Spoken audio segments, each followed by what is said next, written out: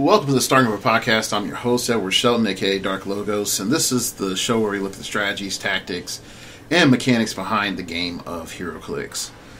Oh man, I sort of clipped myself in the ankle with a flat today at work, and so my foot sort of hurts right now, and so this is going to be a very interesting podcast, mainly because my foot is going to be elevated and I'm trying to adjust recording under injury. I'm recording this after I just uploaded the last episode. It took me a bit longer to get some of the edits and other things done on that show than I wanted to. And I know it's been a while since I've put out a show. This year in particular, I think the main thing that's happened is just with the lack of really general changes to the game. There really hasn't been as much to talk about, and there's only so much you can complain about, like, oh my gosh, the major tournaments are not where I want them to be. Why? There's only so much you can do with that. So today we're going to look at Battleworld.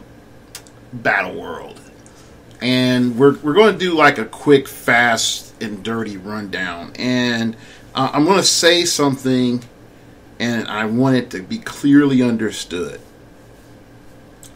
And you'll see this as we look over the set. This set changes nothing as of right now. Okay, the set changes nothing as of right now. What this set does do is it reinforces what's there and raises the bar for what the middle is. Okay? Definitely when it comes to your second tier attackers, because most of your set is in that second tier, that 80 to like 125 point range. Where they may be front stars, but most of the time they're secondary attackers on the team. So there are some higher point figures in the set, which I do like. There are a lot of higher point figures in the set. But overall, I feel like this set primarily just raises what the medium bar is. Okay? It's not necessarily... It's minor power creep without feature creep, if that makes sense. It's power creep without feature creep. Everything they've introduced in this set is rather balanced and tame in terms of the counters that they introduced. There isn't anything in this set that's like, that's broken. Now, and to be honest right now, I have a mostly completed list on Realms. So there's like a handful of figures that aren't listed. So if out of those handful of figures that aren't listed currently on October 3rd are broke as all get out, then I apologize, and I apologize, and you'll probably see me do a show about how X or Y, Z figures are good. The other thing I like to point out is I do not feel that this will be a sealed for teams or singles that is wildly unbalanced. I do feel that a lot of team building skill and placement will be more important in your sealed games. And I think this is great going into Team Worlds. This is great going into Rocktober teams. This is great just all in general for your pre-releases. Now, I know some people might say, like, I pull crap and I blah, blah, blah, blah. I don't think it's great. I understand that can happen. But when we'll see here real quick that we are really, I think WizKids is starting to listen or was listening about creating more value in that commons and uncommon slot. So let's start off. Now, I know my past guest, Mr. Jacob Payne, does not like 001 Captain America, and because he just shifts into a bunch of standard Captain Americas, and I get it. But I feel like this is a good start. And the main reason I feel like this is a good start is for 75 points, I have a charge, 12 attack, 3 damage with Indom and I have a free choose one running shot or close combat expert. Captain America can use the chosen power until your next turn. So up front, I have charge or running shot, and later down the dial, I can, if I'm base to my opponent, I can use close combat expert. If I'm not base to my opponent, I can use running shot to sort of get back in there. All in all, I have to say this is a very good starter fig. I feel like this is a figure that after you teach people the basics of the game, you're like, hey, play this figure. You're going to learn a lot. So yeah, this is definitely up there on my, you need to play this. Now, when it comes to high level play, I don't think we'll ever see this as of right now, just because it's this or a Hawkeye, and you're playing less for Hawkeye. So that's one of the main reasons. Next up is, and I know some people might find this weird that I like this figure, is 003 Iron Man. Now, why do I like 003 Iron Man? Number one, he's an inexpensive TK, plus he's an attacker. He has energy shield, deflection, and toughness. And I feel like you can start building around his keywords. Like, he provides shield keyword, Stark Industries, Avengers, armor, and scientists with a low-cost TK. Not as low as I want, but he also can come back and be an attacker. So that's something else to think about. And then he can transition into running shot and perplexer. But I think this is another good basic level figure that can help a lot of people out. Will this see meta play? I don't think so. But I do think it does have a huge place in Sealed, and it's going to be a game changer. Alright, next up is, I like Gunslinger. I just think it's cheap and it's really effective. It's like the other Gunslinger from Elseworlds, which I thought was actually a good figure. Man. I like Sheriff Steve Rogers, but I don't feel like he does enough for me to really endorse him. But I do like a Thanos duplicate. Now, Thanos duplicate is stupid. 50 or 25 points, both dials are really worth it. Definitely when you have that, your gem is a pale imitation of the real thing, like you, probability control, but only to re-roll an adjacent opposing character's attack. I think that's great, and that's really strong, and there's a lot of potential in that power right there, and the low cost. Which, and I know some people are tired of it, but Cosmic just got a lot better. It just did. Because you're able to add in other cheap spam that's actually effective other than Flora Colossals.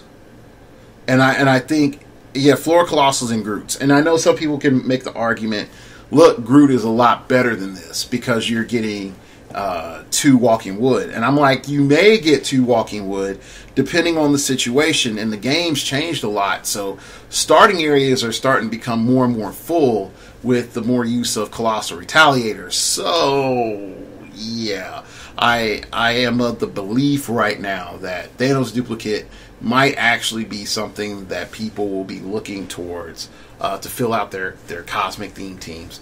So yeah, that's where I'm looking at. All right. Next up is Thanos Prime 7B. Just to cover it all really quickly. I think he has all the traits that he needs to be meta.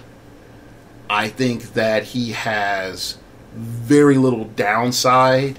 I also think he may be the magical character that may be able to reintroduce Thanos. You may be able to use Thanos as like an ID battery,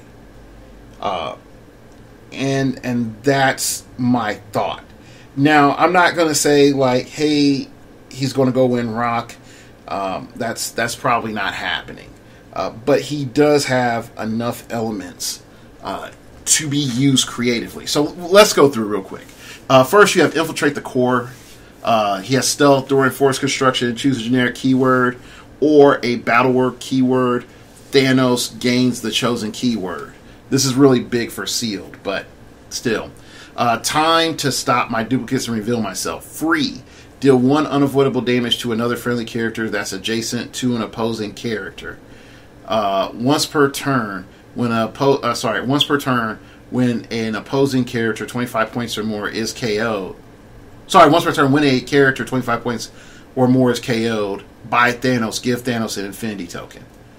So you're able to like build up these Infinity tokens, and so you're able to use them with the 1 stone away from the infinite. Free. Modify X different combat values of Thanos by +2 until your next turn, where X is the number of his Infinity tokens. So functionally, you can pump Thanos up really strong. He can be a 13-4 at 175 or an 11-6 if he's able to get the right amount of Infinity Stones. And I think that's going to be a huge game changer when all said and done.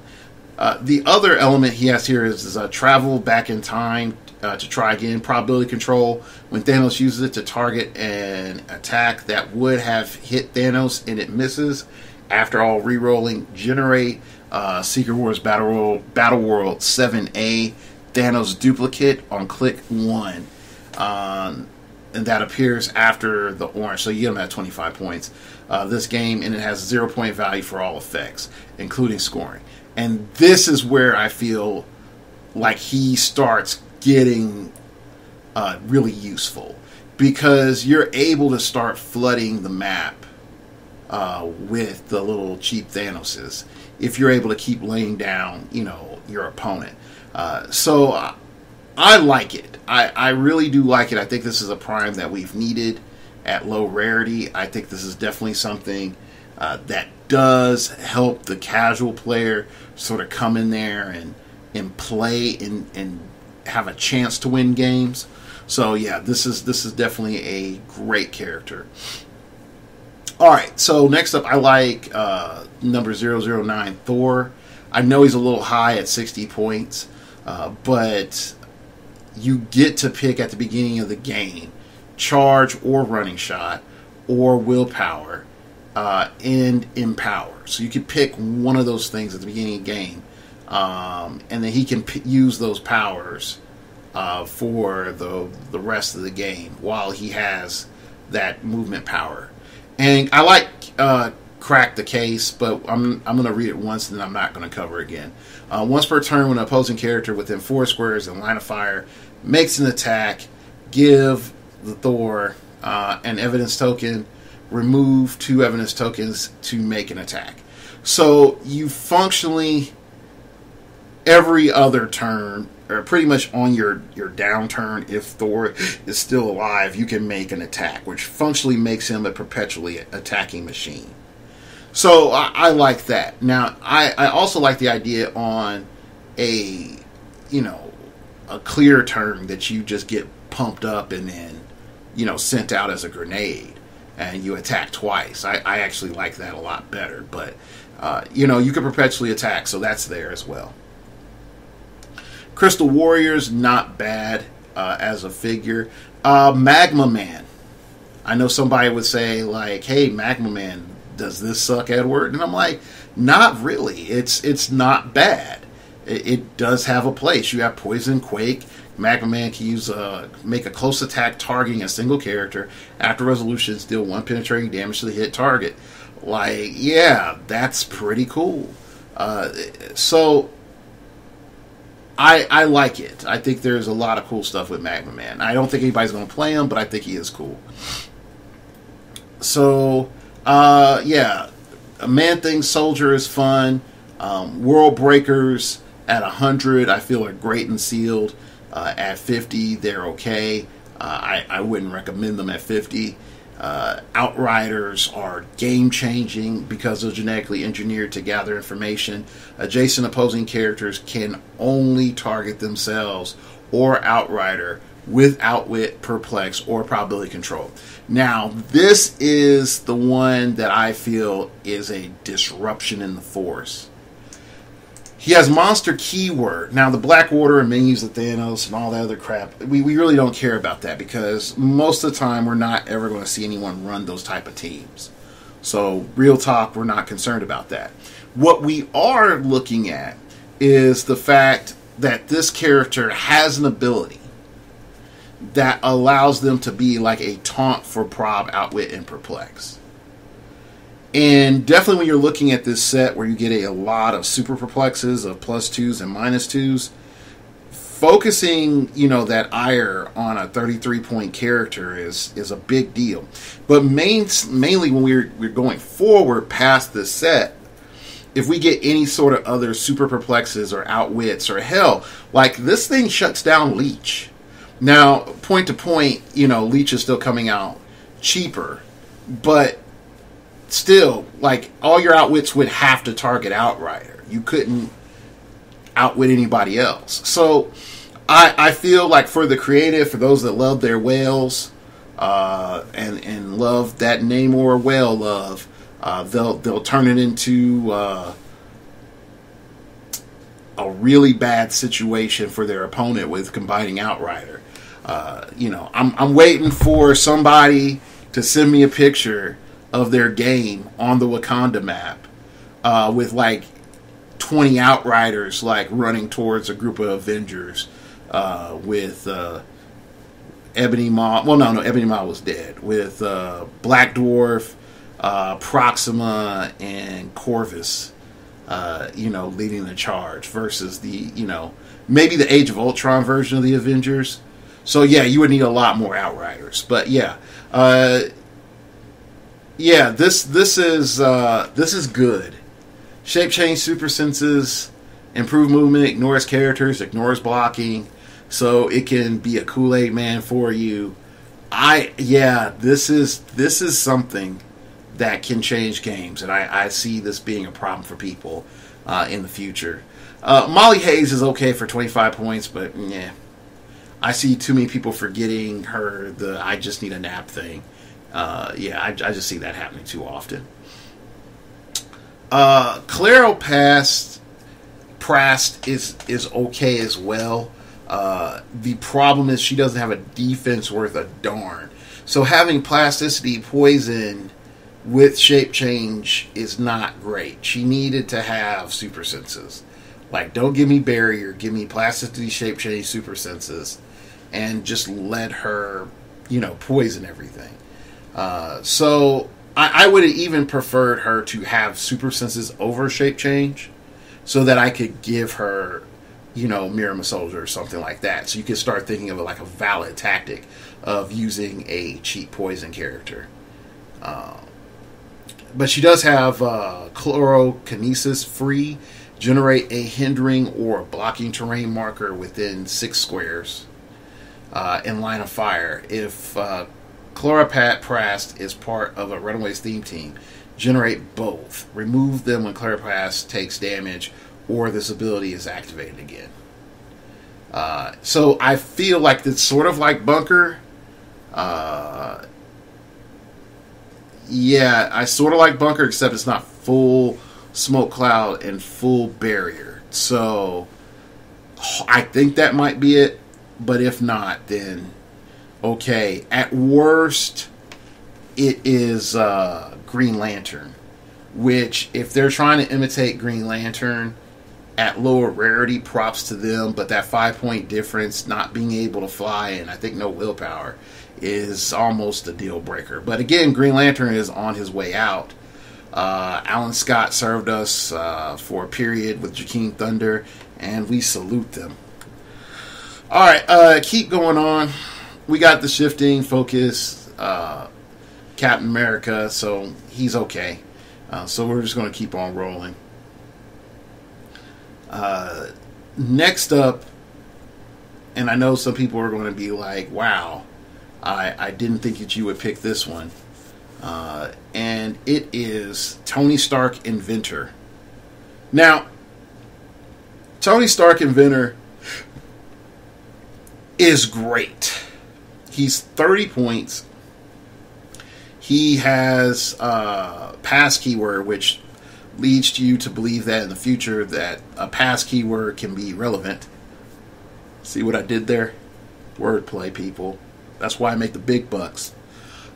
So you can pay 20 points more for unarmed until he isn't. Once per game, when a friendly character of 50 points or more is KO'd by an opponent's attack after resolutions, you may roll a d6. If you do, replace Tony Stark Inventor with 038 Iron Man on the click number matching the result. Now, this can be really baller. Looking at Iron Man 038. Or it can be really suck. Because you pay, in many cases, I feel you will pay 20 points or pay 50 points for this character and never get that off. Okay? But, yeah, I think this is actually good. Being able to have Perplex and 2 clicks of Outwit, there are a ton of different uses I can see for him. So I would be on the lookout for this figure. I think this is a game-changing figure right here. Next up on the list is Ultimate's Thor. And the reason I like Ultimate's Thor is he has to crack the case. He has passing the ultimate hammer, which if he's equipped with anything, he could just say, bloop, you're now equipped with it. If you're within 6 squares and you're friendly. So I think that is nice. Because there are a couple of different objects that I feel that he would be really, really good at passing on that are a little bit of pain in the butt. But yeah, I like that part. Then he has Mr. Ultimate Thor.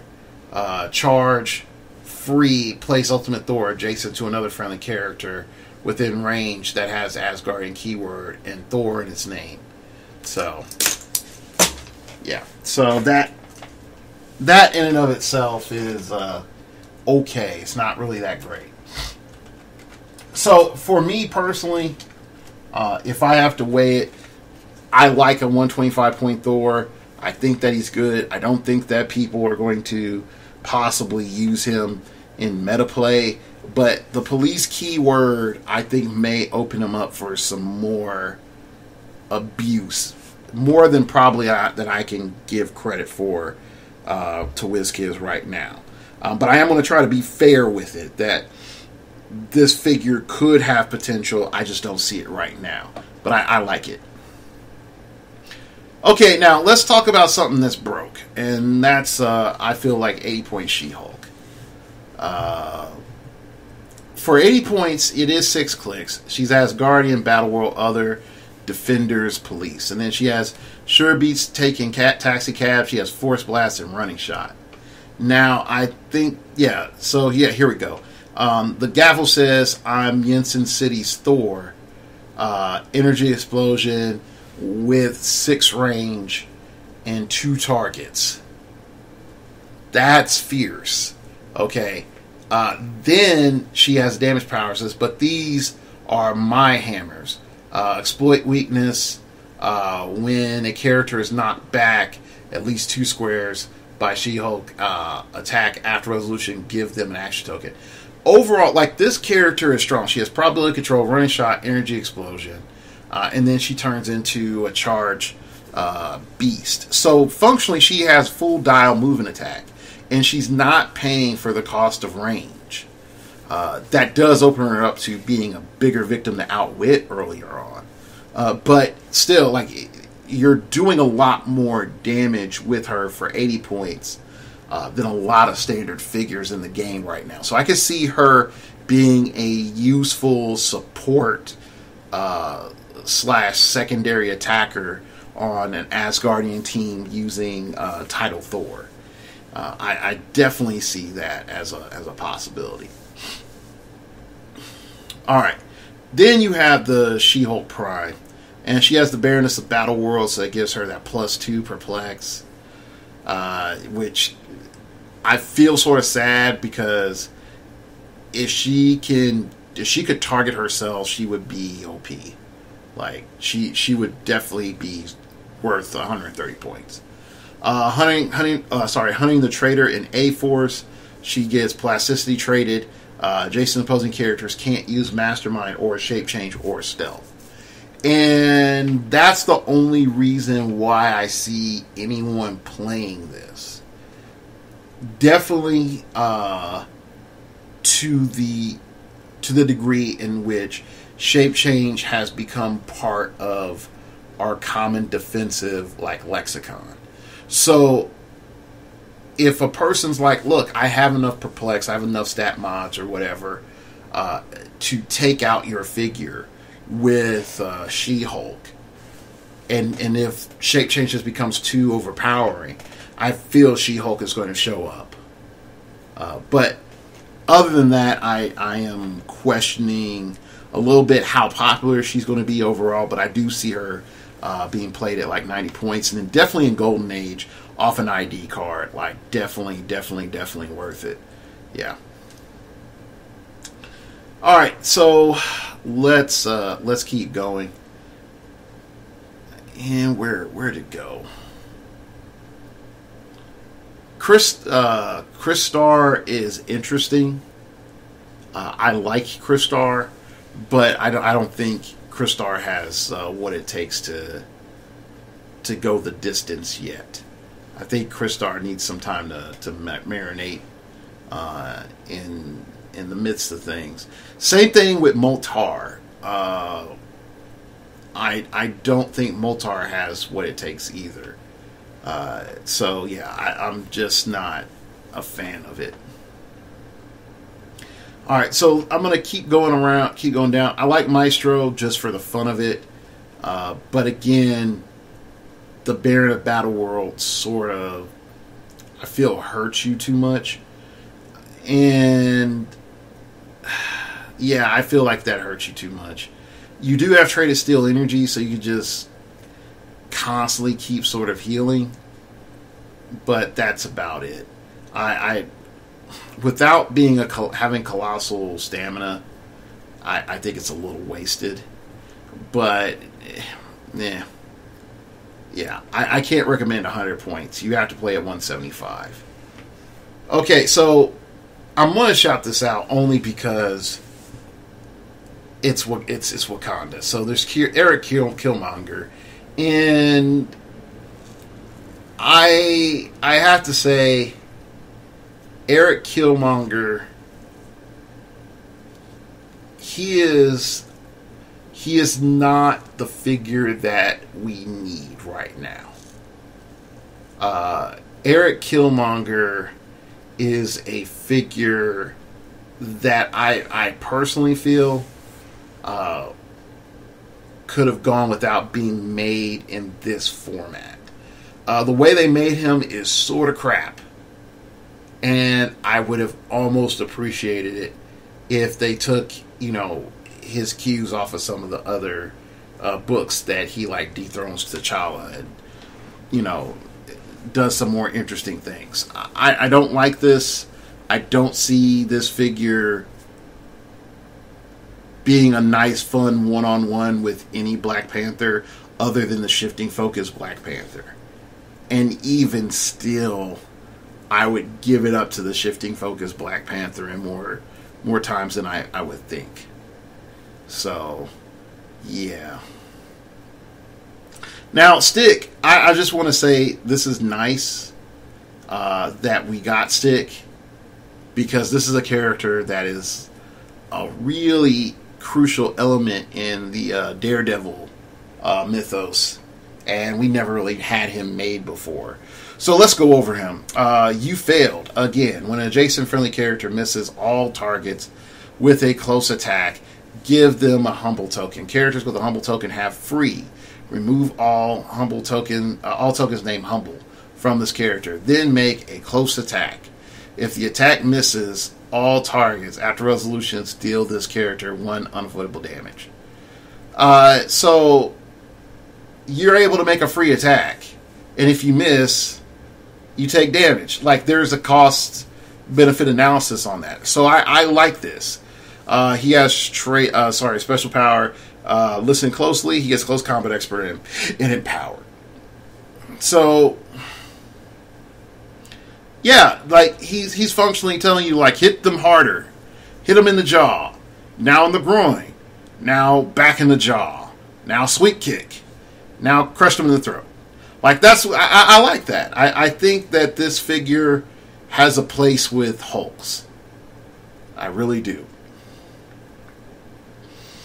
Oh, yeah. Alright, so Alex Wilder. This also is an interesting one. And mainly let's look at the special power. Several steps ahead of you, you just don't know.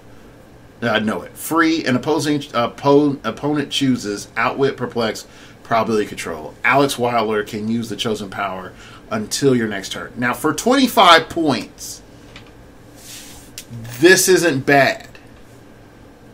Now, I know some of you would say, well, my opponent's always going to pick jank, which is fair.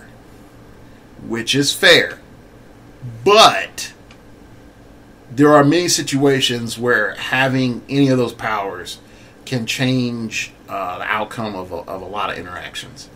So you're also paying 25 points. So I want there to be some downside.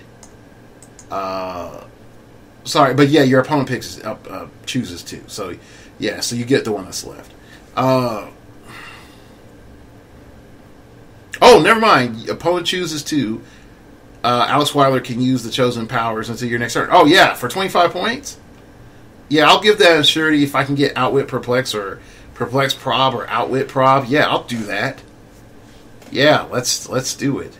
Then we have Traitor Shape Change once per force. When Alex Wilder is KO'd, do not remove him from the game. Instead, after resolutions, place him in the square he last occupied. On his starting click, he is now friendly to your opponent's force. This is I feel is the problem. This could backfire on you, but it does give you an incentive to play multiples, because it just says once per game, like once per force. So if you run more than one, then you don't have to worry about it for your second one doing the same thing. But for 4 clicks, 25 points, I gotta say this ups our game when it comes to support figures. So yeah, I'm liking this, and this is still an uncommon. So or a rare. Sorry, I think it's a rare. We're in the 30s, so it's probably a rare. Carolina Dean. Yeah, that's okay. She's like mini Superman. With that whole I'm on the highest elevation and I heal thing. Alright, let's keep on going.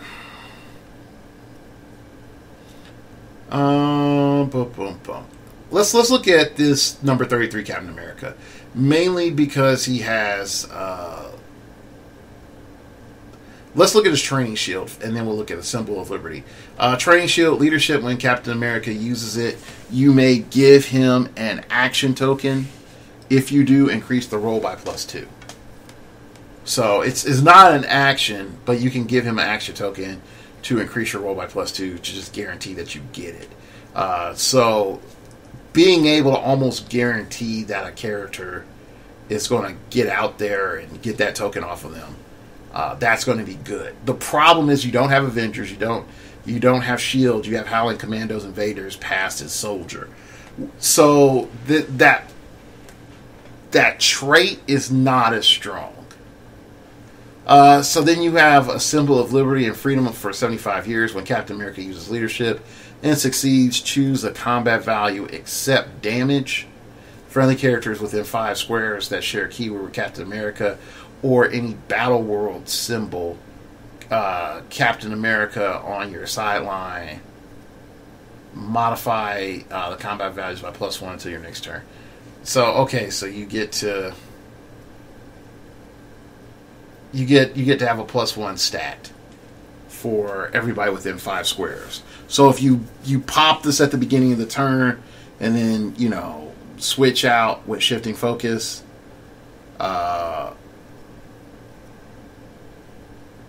yeah. So this could be pretty cool. Not the greatest, but it could be pretty cool. So I like this. I think this cap's going to have a place. If and only if Past and Soldier really become something. And I think it can from this set. I think this set is starting to build the foundation for Past that the last few sets did for Cosmic.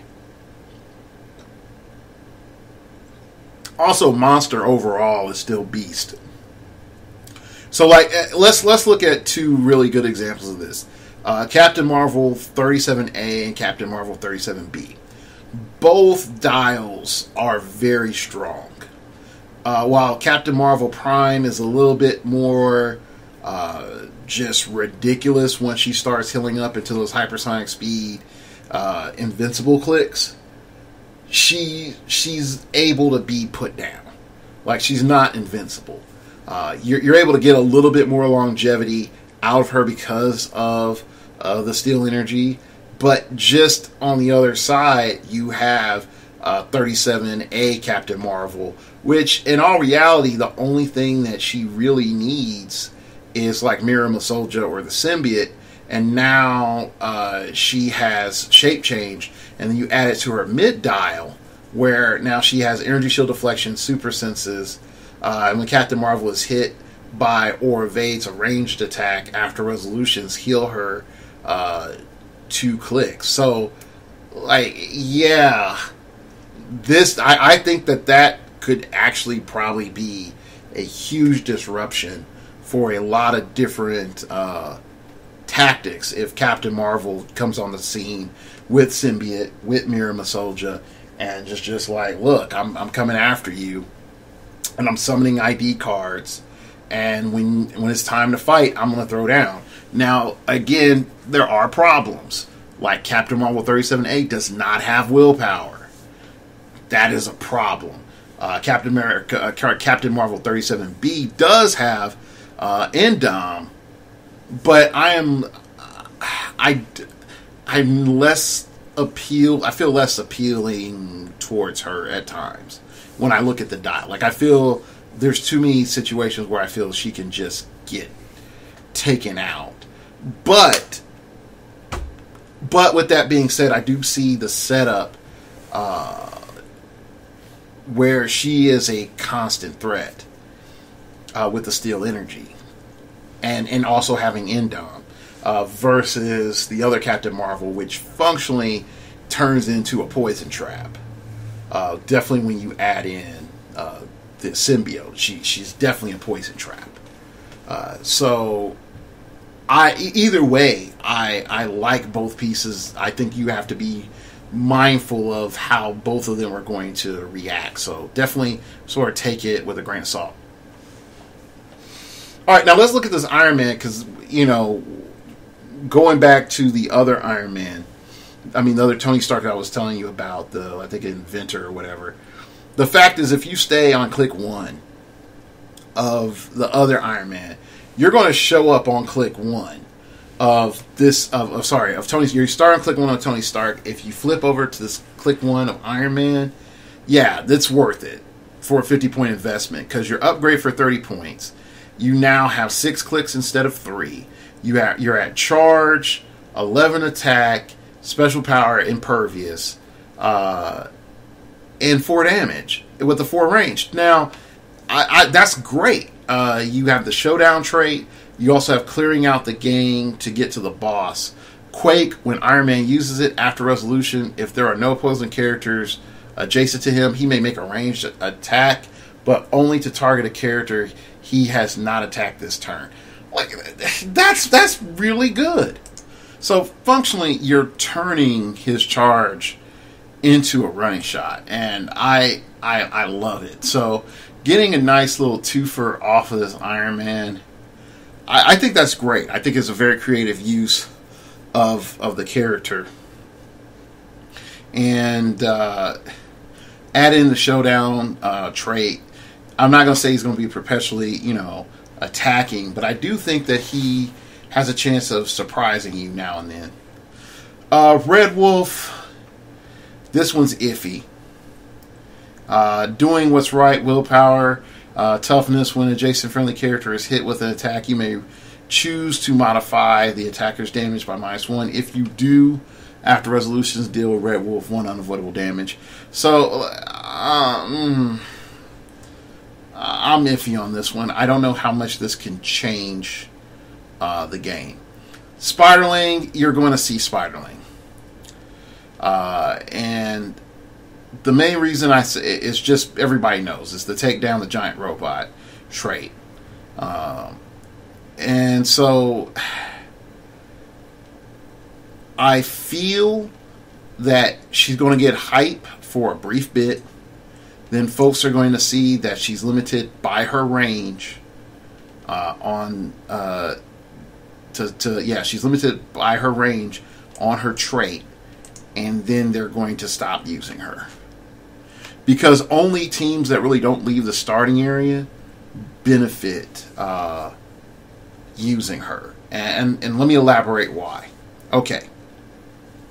Let's say you're midfield, exactly midfield. You make an attack, and you trigger Colossal Retaliation on your opponent's turn. Okay, let's say that Spiderling is 2 squares away from the character that made the attack. So you can easily Colossal Retaliate using Giant Reach at your max and be on the opposite side away from Spiderling. And just be like, boop, I'm going to attack you from here. So I'm not within your 4, and I'm everything's great. Okay, and then you do your Colossal Retaliation. Okay. So if you're in your starting area or you're near your starting area, there's a bit ways out you would have to move before Spiderling would start to lose effect. So if everybody stays relatively together, Spiderling can be quite, I wouldn't say a deterrent, but quite effective. Now, there was something a friend of mine said is what happens if Spiderling ends up getting Colossal Retaliated, where will her trait go off? And I would say no. But if WizKids rules otherwise, then yeah, it would. So there you go. All right, so then let's just keep going because let's just keep moving down. I'm glad Jennifer Kale's back in the game. She was a good figure from years ago, from Amazing Spider-Man. I think that her leadership and support with Mind Control and Precision Strike, I think that's really nice. She's going to be really useful for Mystic teams. Really, really useful for Mystic teams. So be on the lookout for her. Running 1 or 2 of her at 33 points is going to be magical. Now, I doubt that her 40-point version is exactly the same click as her click 2. Her click 1 and click 2 are exactly the same. I'm not quite sure. That could be like, a glitch, but who knows at this stage. All right, Nikamura, she's going to be more of a hit with your mystical teams and also in sealed. But other than that, she's not that great. I like Vision because I like the character. I like the fact that, Vision had kids. They were made, but they were kids, and I thought that was pretty cool. Now, I wish it was like 1 or 2 clicks longer for 90 points. But, other than that, she has a lot of cool stuff that's useful for a player. So I can't be mad at her dial. Yeah, that's the best way I can put it. All right. Next up is Iron Fist. Now, normally I would say Iron Fist would be a bad character. But Iron Fist has a lot of cool things going on. He has combat reflexes. He gets the Homo erectus, with the plasticity poison. He has improved movement, ignore is elevated. He has a close combat expert. When Iron Fist uses it and hits, after resolutions, modify hit characters' combat values by -1 until your next turn. I gotta say, like, he's yelling for Mirror or for the Symbiote. And I think he would be a 75-point monster. And again, he's also mystical and animal and martial artist and monster. Woo! You know, and that's not even talking about the mid-dial charge flurry. So, can I say this is a bad figure? No. Does it need, you know, like I said back in the day, just slap a hammer on it? Yeah, just slap the symbiote on it. Make it a full-on spider party, and yeah, like do it, because this character has potential. And your locals, people will get mad with you playing this figure. Like the first time you play it with the symbiote, they're gonna be like, "Oh well, that's cute." And then as they go through and realize all the crap they have to deal with, and you're poisoning, you know, while things are going on, yeah, this is going to be a problem. I think Spider Queen is overcosted. I like Regent because he is Mazaz with more clicks, and he has more powers. So I like this. My problem is I don't know of any other character that has Battleworld Regency other than him. So that creates a problem. And I don't think he had, like in Sealed, I don't see anybody running him at 100.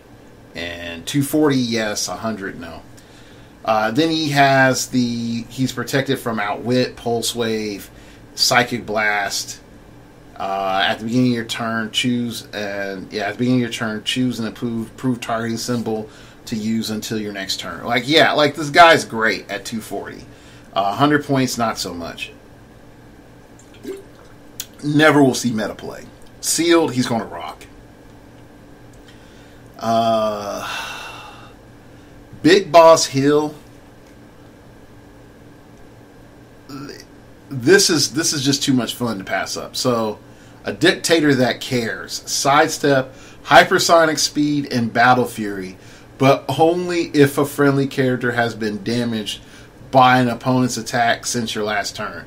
See, she can't even start off the jump step with it.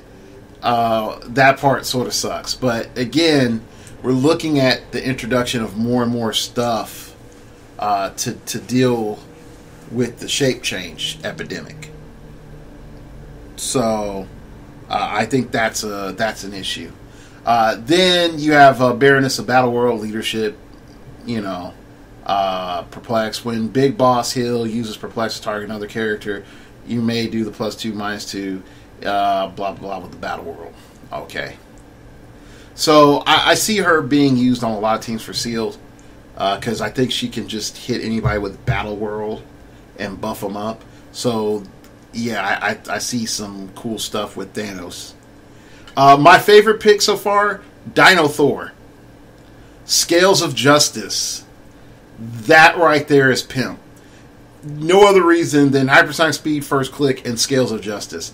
Free, modify an adjacent opposing character's combat values by -1 until your next turn.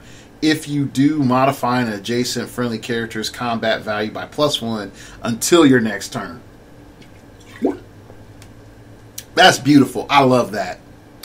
Alright, next up is my sleeper hit. My sleeper hit. And you might be wondering who is that. And it's Witch Queen LaFay. Now, I know.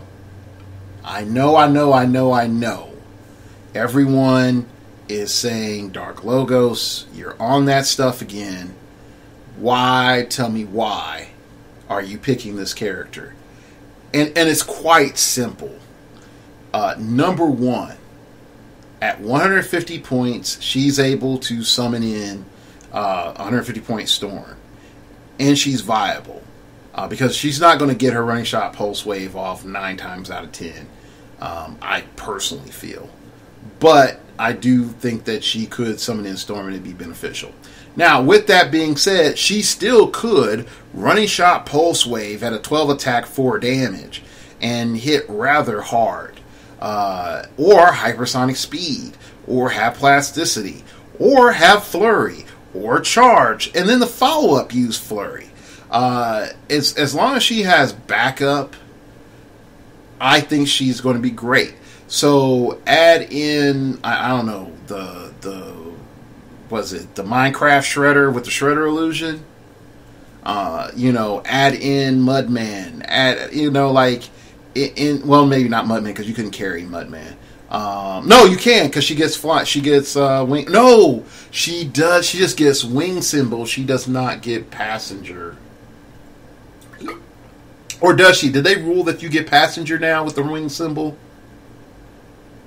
Anyway, so she gets the wing symbol. So I like this. I like this a lot. She can use anything but stealth and earthbound neutralize, because good luck hiding a dragon. When she misses misses any target of an attack after resolution, she can't use this special power for the rest of the game. So just make sure you're going to hit. That's all you gotta do. But overall, I like this character. I think that this character is a game changer. Are people going to be using her? No, they're not. Can you use her and get her for like $10 on day one? Yes, because half the world is going to sleep on this chick. And yeah, I think there's going to be potential there. And I know someone's going to say, but Dark Logos, I just see her getting Kamehameha and just getting one-shotted. At 100 points, yeah, I see that too. But with the changes to Mastermind, I feel like that's going to be a lot harder. A whole the heck lot harder. And like going back, and I feel this is one of the number one lessons to be had right now, is Mastermind and good fodder go hand in hand right now, and it's probably one of the few defenses that still holds up as of late. It's one of the best defenses that still holds up as of late. Alright, next up, another one of my picks, which I think I really enjoy, is Nick the Fury. And this is a robot Nick Fury. So, if Justin Zephyr doesn't come out of your tackle box for this guy, I don't know what will make him come out, because there's so many things that are cool with this. He's able to move, bust down blocking, free choose another friendly character with the robot keyword this turn. The chosen character has free make an attack, but only to target one character who Nick Fury has hit. Nick the Fury has hit this turn. Yeah, like that's great. That is pimp. He also has that Baron of Battleworld thing. Like, yeah, that's pimp. I like this. So yeah, again, like you can see what I'm saying, where the bar for the middle has been raised in terms of, more stats, more higher cost, not so much feature creep. Thanos is fun. I think Thanos can be very strong because he has colossal stamina, but it's not until later on that you get the steel energy. And by that stage, your opponent has great advantages over you, I feel, personally. But, Destroyer Thor, both the normal and the primer, are worth noting. And Gertrude and Old Lace, just for their point cost at 30 points and generating a flurry, 10 attack, 18 defense, combat reflexes, blades are, yeah, like that's worth noting. That's going to get abused on an animal team somewhere. Yeah, I think that's going to happen. And the other part is that Old Lace Yeah, you're going to see this on your overdrive teams or your rundown teams because oh, never mind, it's a power action. Never mind, to generate old lace. Never mind. All right, I'm going to say this, and I know I'm probably going to be held to it as well. I have a sneaky suspicion that if I pull anything, I'm going to pull Black Panther Chase. And he's going to say for Wakanda. And he's going to say, you have to play me, Edward. And you know you do. And you're going to have to play me at 250. You know you do. And then I'm like, did I get Nico Muro? And it's like, no, I've cast that witch out of the realm of Wakanda. I've given you Eric Killmonger. and then I'm going to be forced to play freaking Black Panther and Eric Killmonger. I foresee it now. And then it's going to sparkle, have his eyes sparkle at me. And remember, it's like, Bast will be with us to victory. Trust us. You have the wisdom. And I wish I could do the voice, but I can't. But yeah, this figure, I want to love it. I want to love it so bad, like so bad. But there's too many things. There's too many things that just scream, you're going to die with this figure. Now, if you're some magical way are able to pull off that win, like, yeah, props to you. My boy Kyrie could probably get the Wakanda spirits to work for him.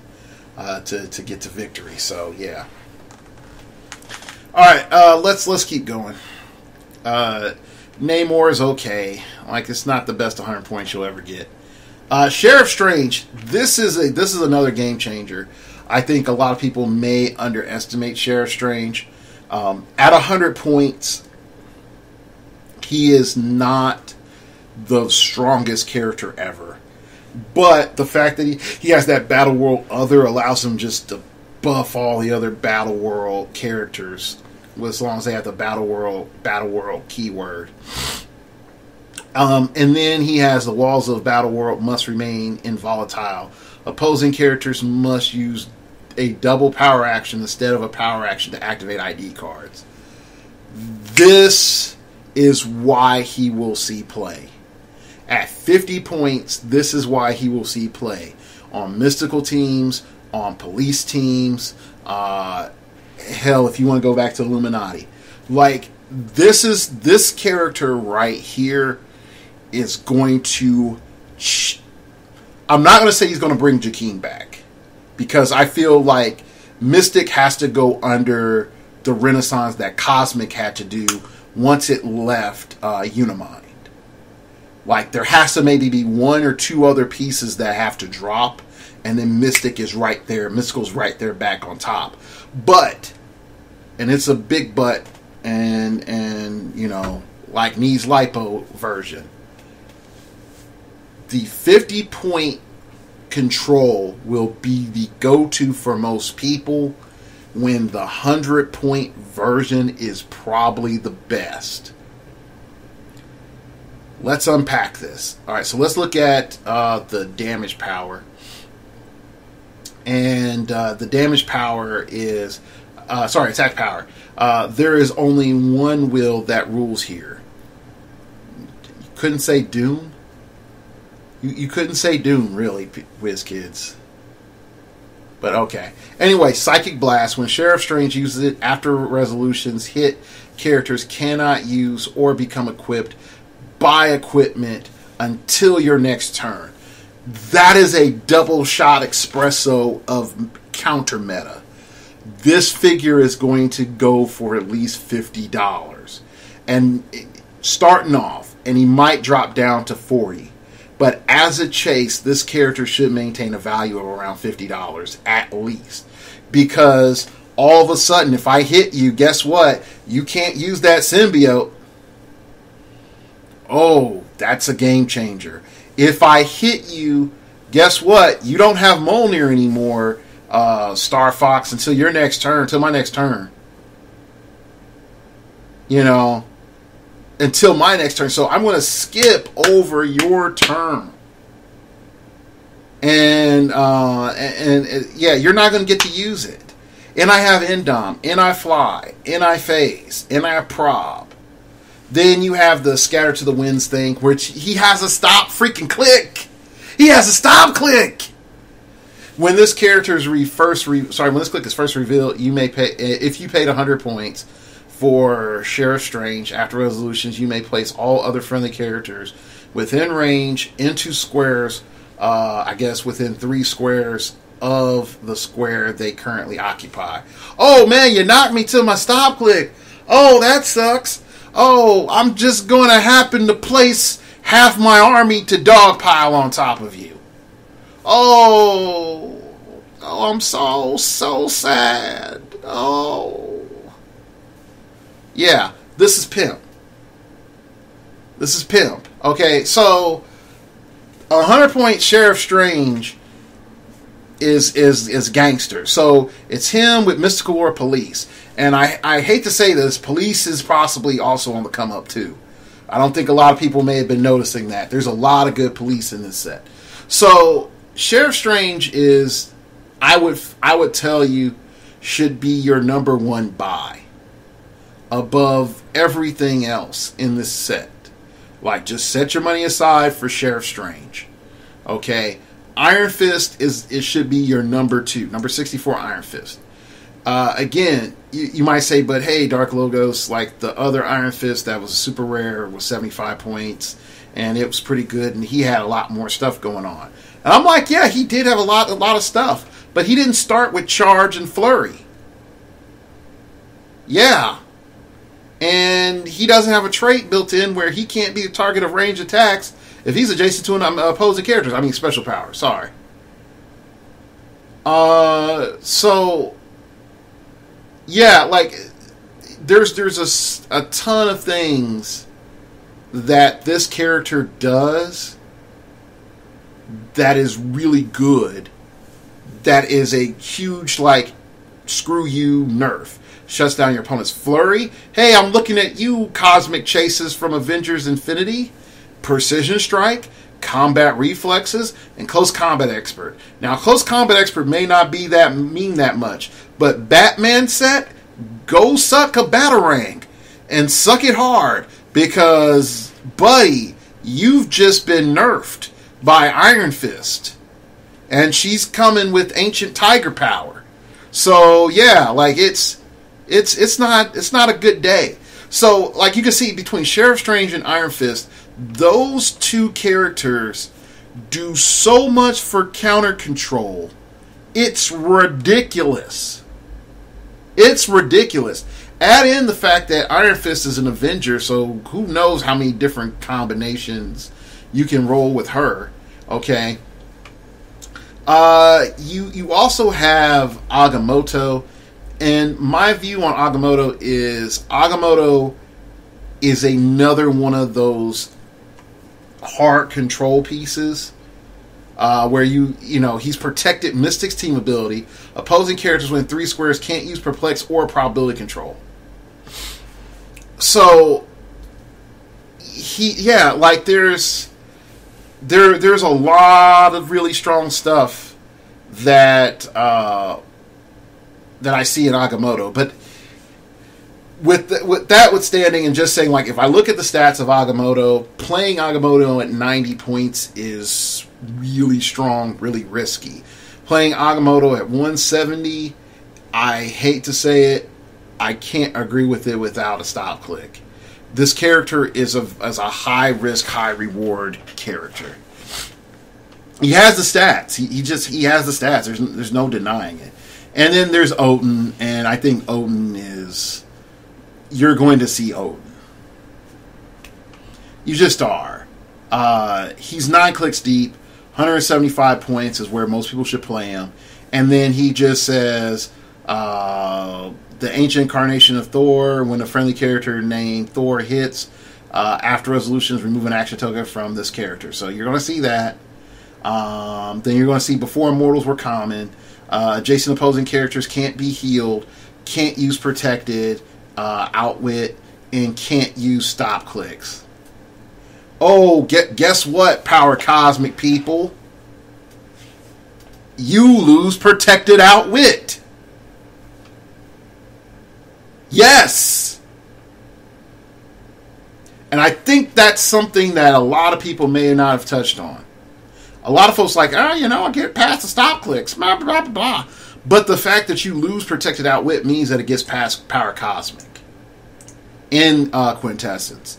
So Odin now also becomes something that moves up on the list. Let's just say he's number 3 or 4 on your purchase list.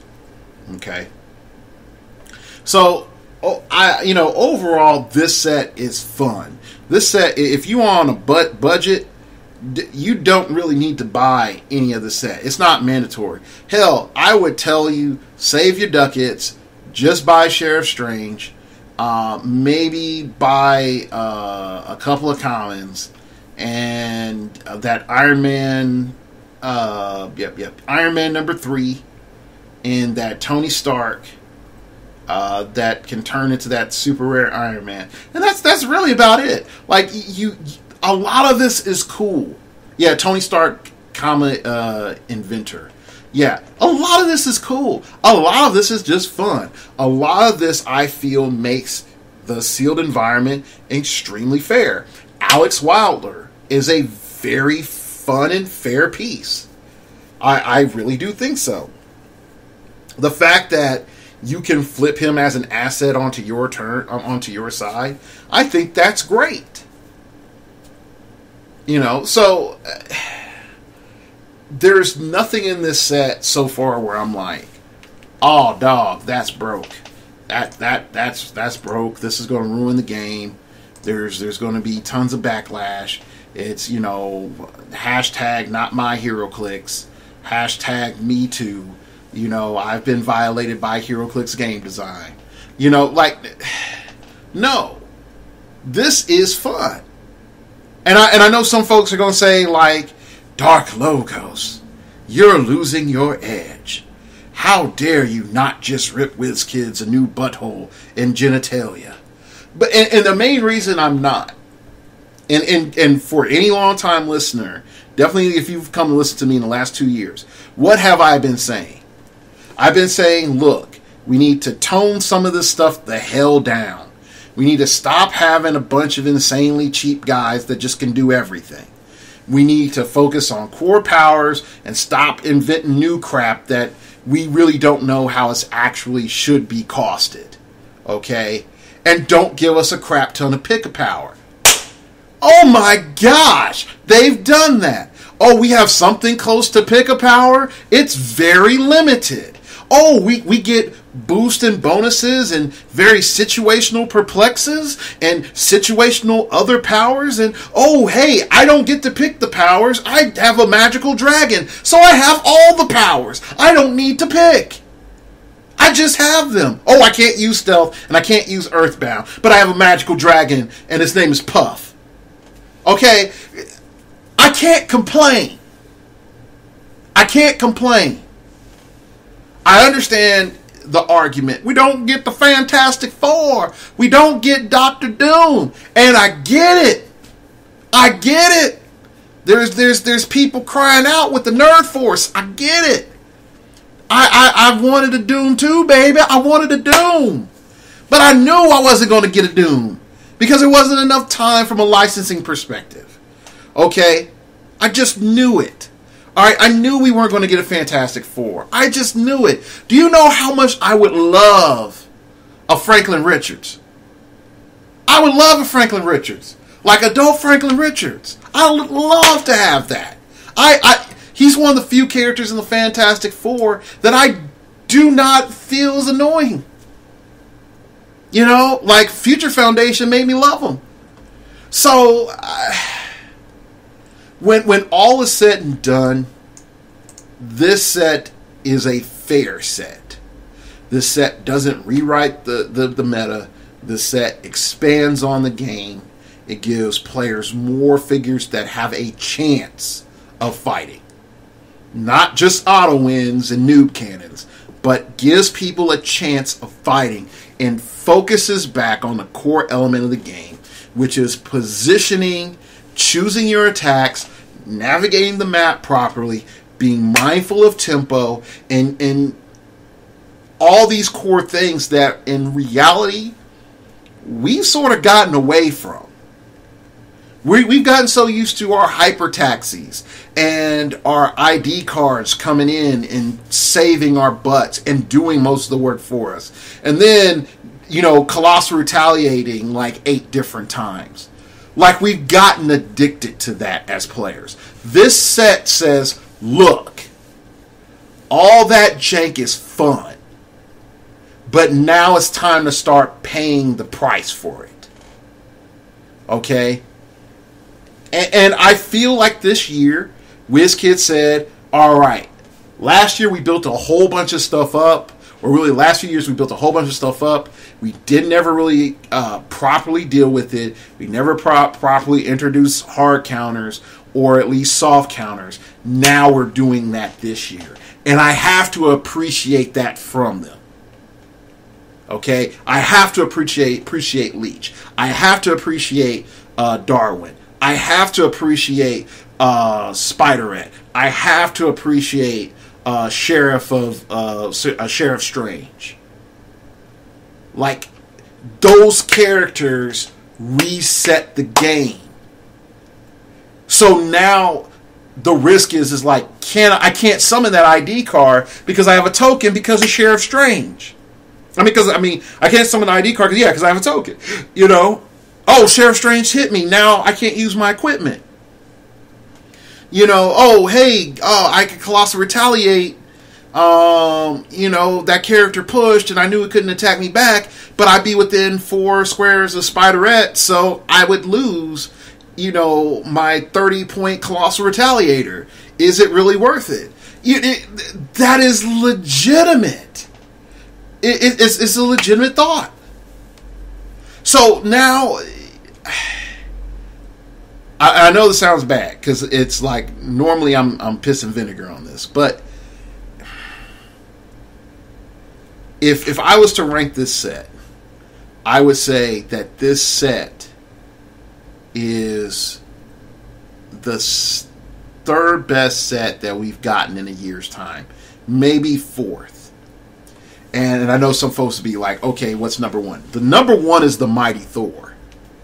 Too much of that set has dictated the tempo of this game.